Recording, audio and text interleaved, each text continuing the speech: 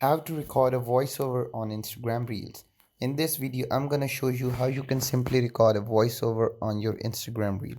First of all, what you're going to do is open up your Instagram application on your mobile phone devices. And afterwards, what you're going to do is create a reel or go into the reel menu the normal way how you do it. So once you go into the reel option, currently I'm at a place where reel option is not available. So or if you have I guess I haven't downloaded this latest or newest version of that Instagram. So if you guys have done that, make sure you do that and create a reel how you do it.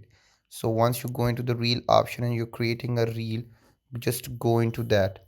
So once you are done with the reel option, so choose a voiceover or choose a music you want to play in that video. So once you are done with the music that you want to play in the video, that's very good. So afterwards, what you're going to do is there is going to be a record option. So you're going to tap on it or just record as if I'm saying in the video. You guys can have the example of it. I'm also recording my voiceover. So once you're done with the video, just record the voiceover as I'm doing. So once you do that, just save it and you can just post it. So this is how you do it. This is how you record a voiceover in Instagram Reel. I hope this video was informative. Don't forget to like, comment, share, and subscribe. Till next time, peace.